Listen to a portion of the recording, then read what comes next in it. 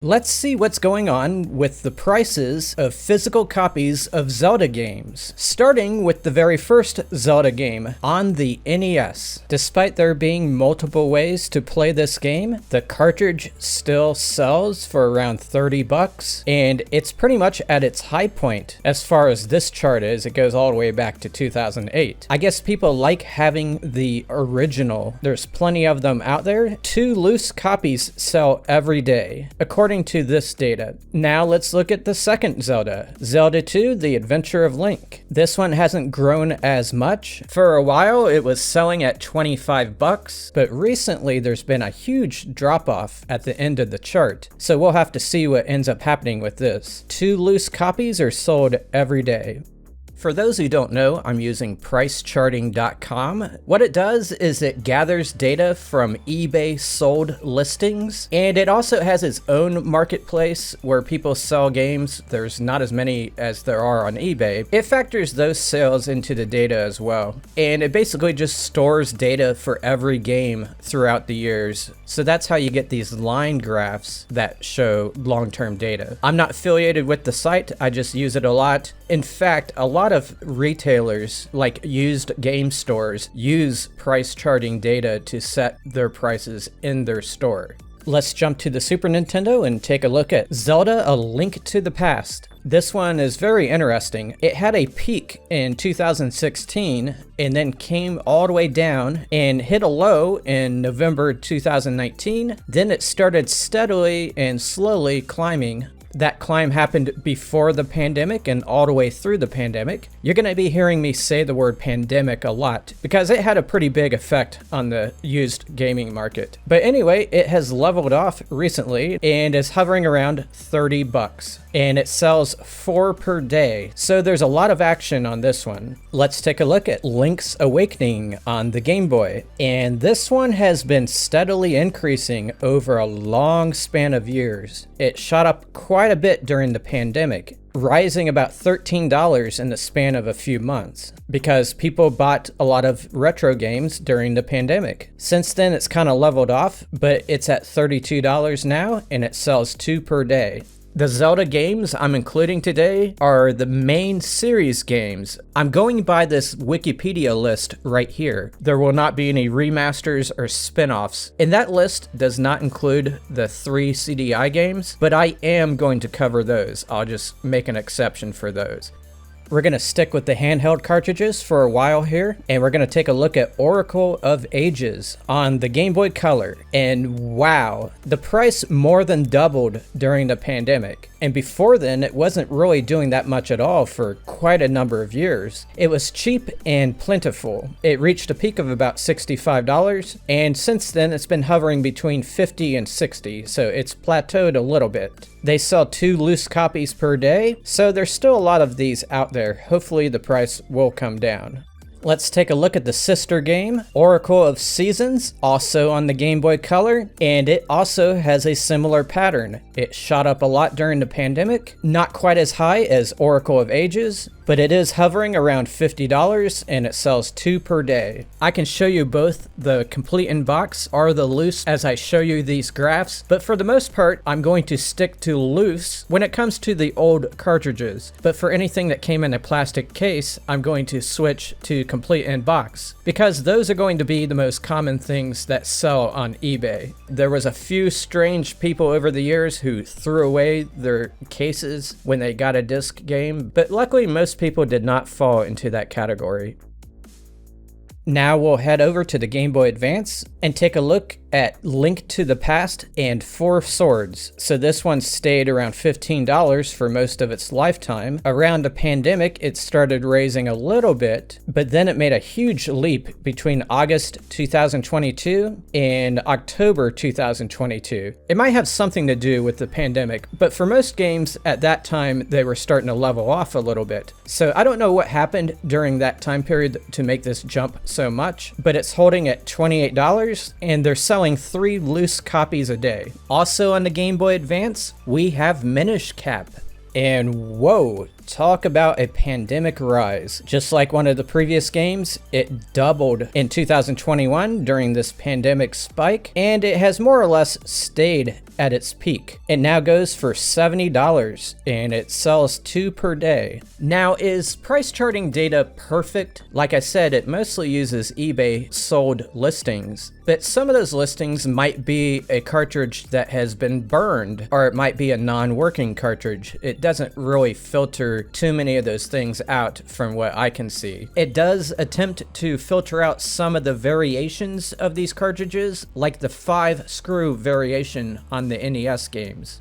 But when it comes to common games such as Zelda and Mario, there's so many of them sold that the rolling average isn't going to be adversely affected if some bizarre version of the game or a broken copy of the game is in with that data. I would be less likely to use price charting for games that are more rare and sell a lot less often, because condition does become a big issue when there's fewer data points. You can scroll down to the bottom and it shows what eBay listings it is using to formulate the data. And you can look through that list and see how bad it is. And I'm doing this for every game I cover today. If I think a game has been contaminated too much by bad data, I'll point it out. Going back to the first Zelda, I look down the list and I see a listing for Skyward Sword in there. That shouldn't be there, but you can report bad data points by clicking out to the side here, and it disappears from the list. Now, I don't know if it automatically adjusts the numbers above based on that. I don't think it actually deletes it. I think it just flags it for the administrator, and maybe they can adjust the programming based on that information.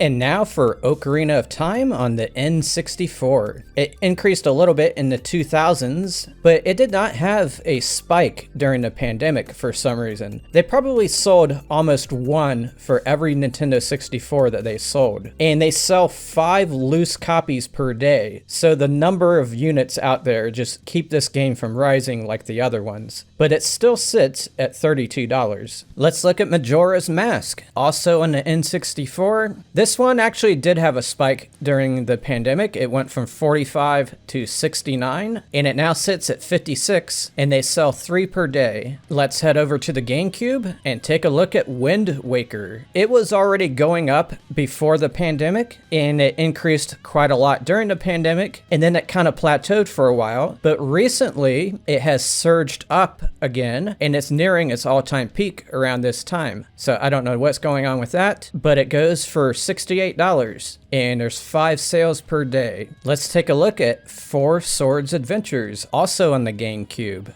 If you don't have this game, but you plan on getting it someday, you're about to be sad, because in 2019, it was going for $32, but in April 2021, it arrived at $92. It has more or less stayed in that range recently, and it goes for $80, and they sell 1 per day. By the way, I am a retro gamer, and I'm not a big fan of how expensive games have gotten. I'm just making this video because it's interesting to me, and hopefully it's interesting to you. I'm not one of those people who is buying and selling video games to make a profit. I buy games for my own enjoyment. If I had any control over prices, I would make them all $1 so that anyone could play an old retro game. Now let's look at Twilight Princess. This came out on the GameCube and the Wii simultaneously. We're going to look at both of them, starting with the GameCube one. And this is another disheartening one for those who don't have this game yet, but plan on getting it. It used to go for around $40, but in early 2020, before the pandemic, it started surging, and it reached a peak in April 2021 during the heart of the retro pandemic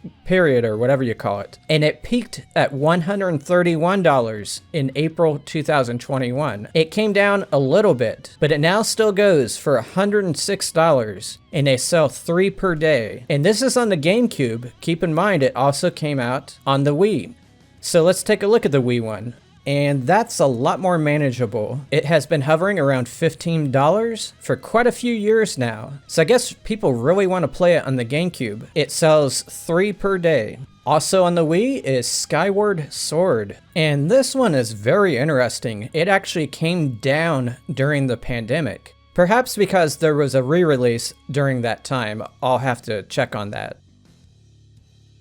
But ever since 2021, it has been holding steady at around 20 bucks, and it sells 2 per day. We're gonna head back to the handhelds for a little bit and take a look at Phantom Hourglass on the DS. And guess what? It also rose during the pandemic. It didn't get too crazy, and it came back down a little bit afterward. But now, in 2022 and 2023, it has steadily climbed back up again. But there's a lot of fluctuation. It sells for $40, and they sell 2 per day. Also on the DS, we have Spirit Tracks, Pandemic Rise, Pandemic Plateau, and then the Mystery Surge. I'm going to start calling it that. The price spiked from December 2022 to June 2023. Now it's kind of correcting itself, but we'll see where it ends up. It goes for $68 complete, which is quite a lot, and they sell 2 per day. On the 3DS, we have a Link Between Worlds, and what we have here is a typical 3DS pattern. A lot of games on the 3DS are just not really going up in price at this point, at least the ones I've been looking at. Maybe some of the more rare RPG ones have been going up, but the common ones like this one haven't done anything when you compare it to the other prices we've seen today. It is holding at about 20 bucks, and they sell 2 per day.